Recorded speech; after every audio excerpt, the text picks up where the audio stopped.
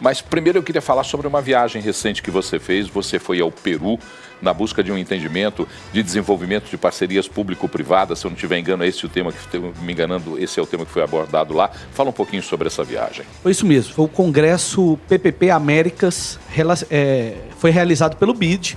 E eu fiquei muito feliz, Paulo Leite, por ter sido convidado para apresentar um projeto nosso de sucesso em Nova Lima, que é a concessão da iluminação pública. E lá no Peru eu recebi um livro que conta ferramentas de gestão e métodos de gestão com exemplos de vários consultores do BID. E um consultor brasileiro colocou no livro exatamente o nosso episódio. Então, foi realmente uma experiência muito bacana. A gente pôde aprender muito sobre outras áreas de concessão e também levar essa experiência da iluminação pública, que o caso de Nova Lima se tornou realmente num grande modelo, uma cidade que tinha ainda muitos desafios na iluminação pública, o parque nosso que era de vapor de sódio, como ainda é em muitos lugares, né? Essa tem sido uma transformação também já em tantos outros. A gente fez essa concessão, e essa concessão trocou em 10 meses todo o parque de iluminação do município, de lâmpadas de vapor de sódio para LED, como eu disse, o que gerou uma economia, claro, para o município, mas que trouxe outros pontos positivos, como, por exemplo, um modelo de gestão mais eficiente. Porque era aquele modelo arcaico, que quando queimava a lâmpada na porta da sua casa, o cidadão tinha que descobrir para que número que ele liga, como que vai ser. E aí, o tempo médio de troca de luminária na época do vapor de sódio era de 7 a 10 dias, que aquela região ficava no escuro. Agora não, nesse novo modelo, a concessionária tem um prazo estabelecido no contrato de 24 a 48 horas, que se ela não cumprir, afeta o faturamento dela. E mais ainda, nós temos o modelo de telegestão nas principais vias do município, que é aquele que quando a luminária queima, automaticamente aciona na central e esse prazo já está em vigor. Então, a gente passa a ter um modelo mais eficiente, uma melhoria na qualidade da iluminação pública e uma economia para os cofres públicos. Então é um modelo muito bacana que a gente pode compartilhar com toda a América Latina, lá no Peru. E como é que a população está sentindo? Qual é a mudança que a população sente a partir dessa iniciativa da troca do Parque de Iluminação de Nova Lima? Eu falo que iluminação pública é igual a água sanitária para bandidagem. Então, primeira coisa, o aspecto da segurança. Uma rua iluminada é muito mais segura do que uma rua escura. Mas não é só isso. Tem a questão do convívio social, né? Nos bairros, nas comunidades, nas praças públicas. Isso estimula o convívio social quando a gente tem uma cidade iluminada. Então, Nova Lima hoje está uma cidade iluminada, as vias estão iluminadas e a PPP também, essa concessão, ela contempla a extensão de rede. Então, por exemplo, o bairro Água Limpa é um bairro que era totalmente no escuro. Nós levamos mais de 1.000 pontos de LED para o bairro Água Limpa e hoje ele está 100% iluminado. Eu estive lá há 2 semanas assim que concluiu essa instalação. Então, assim, realmente é um programa que a gente tem muito orgulho. A gente sabe que a administração pública tem tantas outras atribuições, né? Mas iluminação pública é uma delas e em Nova Lima a gente tem zelado muito por isso. 384 milhões, salvo engano, é o custo dessa modernização por mês, né? 384 mil, desculpa, eu corrigi. 384 mil reais por mês. Como é que a prefeitura garante que esse investimento vale a pena? Olha, eu acho que é um modelo de gestão. Porque a concessionária só recebe se ela prestar o serviço. Não é um contrato que ela está lá recebendo e se o serviço está sendo feito de maneira porca, ela recebe. Não. Existem parâmetros de controle e um verificador independente que monitora o cumprimento desse contrato. Só assim a concessionária recebe. Ou seja, só se tiver a garantia de uma iluminação de qualidade que a concessionária é remunerada. Esse modelo é um modelo que pode ser replicado, é fácil de replicar, porque nós estamos falando para mais de 400 municípios em Minas Gerais. E certamente alguns prefeitos, até mais distantes da nossa região metropolitana, podem estar pensando nesse tipo de inteligência na troca de iluminação. É fácil de ser replicado esse modelo? É claro que é necessário uma modelagem técnica para isso, mas é um modelo muito interessante porque a gente já tem na conta de luz a contribuição da iluminação pública. Ou seja, a fonte pagadora já é assegurada. Não é um recurso que você tem que buscar. todo cidadão já paga junto com a conta de luz, a CIP ou COSIP, cada lugar chama de um jeito, mas é que é a taxa da iluminação pública. Ou seja, é uma receita que o município já tem e que ele passa a economizar a partir do momento que troca para LED e que permite ele utilizar em outros serviços atrelados à iluminação. Por exemplo, nós estamos estudando lá a questão da fiação subterrânea da energia elétrica, câmeras de vídeo monitoramento atreladas às luminárias, redes de serviço Wi-Fi, serviços acessórios, vamos assim dizer. Então, eu recomendo muito, no nosso caso, a nossa concessão foi modelada pela Caixa Econômica Federal. Nós fizemos a licitação na B3 para garantir transparência e competitividade lá em São Paulo, na Bolsa de Valores. Então, assim, é um modelo que dá muito certo. Eu sei que Ribeirão das Neves tem feito, Belo Horizonte também, e isso está na vanguarda da gestão, uma gestão eficiente e com melhoria aí para a prestação de serviços para a população. Em termos percentuais, isso traduz o que em economia? A gente reduz em 50% a conta de luz. Ou seja, a gente está economizando e melhorando a qualidade. E onde é que a população pode encontrar essas informações que você passou? Nós temos o Nova Lima IP, que é o nome da concessionária, né, que é um grupo de empresas que se uniram e criaram esse consórcio, e eles têm um aplicativo onde o cidadão consegue monitorar os pontos de iluminação. Todo ponto de iluminação pública em Nova Lima hoje tem um QR Code, que através dele, e ele é único, exclusivo daquele ponto, a população consegue abrir um chamado se a luminária estiver piscando, se ela estiver queimada, ou mesmo monitorar. Então essa é uma forma que está na palma da mão e na porta de casa de todo cidadão. Isso é inteligência artificial também acoplada a essa conversa? Com certeza, esse modelo de telegestão é a mais alta tecnologia para monitorar a iluminação pública do município. Inclusive nesse modelo de telegestão, da central de operação, a empresa pode desligar uma luminária, pode fazer ela piscar, tem todo o controle daquela luminária. E mais ainda, essa concessão, a gente colocou nela 31 pontos de iluminação especial. O que é isso? São os pontos turísticos do município, que antes ficavam no escuro e que agora são iluminados, e que a gente pode colocar iluminação colorida, festiva. No Outubro Rosa, vamos colocar os nossos pontos turísticos na cor rosa. Um exemplo, né? Então, realmente, ela é muito positiva para a cidade em vários aspectos. Nova Lima sempre é lembrada nas nossas conversas aqui, eu falo muito sobre isso por conta da mobilidade urbana, né? É interessante, você falou da última vez que esteve aqui, essa compreensão de que nós temos hoje, não só Nova Lima, Raposos, Rio Acima, Honório Bicalho, Raposos, Rio Acima, que são cidades que se comunicam por necessidade com Belo Horizonte, que é a capital. E esse trânsito todo está ali despejado na MG30 e depois despejado na região ali, Belvedere, Shopping, aquela região. Tem o projeto da Ferradura, que é um projeto importantíssimo nessa discussão da mobilidade. Como é que está esse projeto e já temos um cronograma definido para a Ferradura?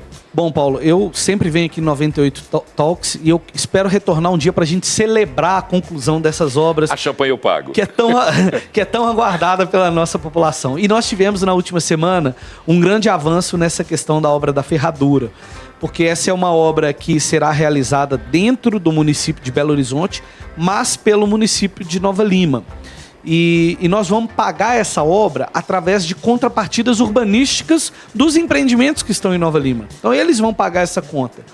E a gente tem duas formas de receber esse recurso. Ou receber diretamente no caixa do município, ou determinar que eles executem a obra, que é a opção que nós escolhemos. Para isso a gente constrói um acordo no Ministério Público. E esse acordo finalmente foi consolidado na última semana. Com esse acordo consolidado e a obra no status que já está, com projeto executivo pronto, licenças ambientais e do DER também já emitidas, a gente tem condição de efetivamente iniciar essa obra. O que vai ser feito agora? O acordo no Ministério Público estabeleceu que quem vai executar essa obra é a Associação dos Empreendedores do Vila da Serra e Vale do Sereno. Então eles têm um processo de contratação que se inicia a partir desse momento do acordo, mas não é um processo como o da administração pública, que é muito mais burocrático e moroso, né? E que muito em breve, como eu já disse, com as licenças, a gente tem condição de finalmente iniciar essa obra, que a expectativa nossa é uma obra de de 1 ano de execução. Vamos colocar. Só para localizar, as pessoas estão falando aí ferradura. Conta pra gente onde é que fica isso, para quem está agora no trânsito, por exemplo, ali na região, já imaginar como é que vai ficar aquilo. A ferradura é o seguinte, quem está vindo de Nova Lima para Belo Horizonte, hoje tem que passar naquele caos do BH Shopping, ainda que ela esteja indo sentido anel rodoviário, Rio de Janeiro, Jardim Canadá. A ferradura antecipa esse caos. Então, logo depois da divisa dos municípios, um pouco antes de chegar na área edificada, onde tem hotéis, residenciais, comerciais e o shopping, é um viaduto que sai à direita, ele faz esse formato ferradura e se conecta embaixo com a BR-356, já sentido Rio de Janeiro. Então, quem estiver indo para o Rio de Janeiro, como eu disse, anel rodoviário, não mais terá que passar no estrangulamento do Belvedere com o BH Shopping. E o viaduto e todas aquelas consequências. Você vai evitar, então, saindo ali da trincheira ou depois da trincheira, só para vamos localizar bem. É depois da trincheira. Passou debaixo da trincheira, sentido Belo Horizonte. Quem está vindo de Nova Lima. Ele sai à direita e passa por cima num formato ferradura, se conectando já diretamente na BR-356. Passando por cima da 356 e já lançando o ele conecta no meio. O encaixe dele não é do lado direito da 356. É bem no canteiro central e encaixa, por conta da estação ecológica de Cercadinho. Perfeito, que aí já não teria nenhuma implicação ambiental para realizar essa obra. Exatamente. Perfeito, tá aí. Então, daqui 1 ano? Eu acho que é 1 ano um prazo seguro para que a gente possa ter efetivamente essa melhoria na vida das pessoas. Claro que a gente sabe, Paulo, que um período de obras traz transtornos, mas como quem sofre há tanto tempo no trânsito ali, a gente vai encarar esse transtorno com a esperança e a segurança de que a melhoria vai estar muito próxima e vai estar por vir. Essa é a primeira que eu quero comemorar com você, então, aqui no 98 Talks. Depois que a gente tivesse essa ferradura pronta, que eu acho que é uma grande conquista para todos aqueles que moram naquela região. Só desafogar o trânsito daquela região já é uma grande conquista para todo mundo. Parque da linha férrea. Esse é um outro assunto que a gente tem discutido muito e eu tenho me preocupado muito porque o que eu vejo de contraponto ao Parque da Linha Férrea é uma construção de narrativas, que às vezes são dissociadas, mas muitos querem traduzi-las em uma coisa só. Então, como é que está essa história do Parque da Linha Férrea? A audiência pública é realizada em Belo Horizonte e em Nova Lima, né? Ou Nova Lima e Belo Horizonte. E agora, como é que está isso? Bom, essa questão do Parque da Linha Férrea, ela nasceu realmente com muitas narrativas. E o que a gente buscou no acordo junto ao Ministério Público, e que o prefeito Fuad, à época, teve muita sensibilidade, foi conciliar todos aqueles interesses que se envolviam. Por exemplo, garantir um parque linear para os moradores da região, garantir que a caixa da linha férrea fosse preservada, quem sabe, para um uso futuro de locomoção sobre trilho, mas garantir também uma melhoria na mobilidade com a construção de uma via e impedir o adensamento. Essas foram as premissas impedindo o adensamento na área lindeira desse parque linear. E a partir daí foi se desenvolvendo o projeto.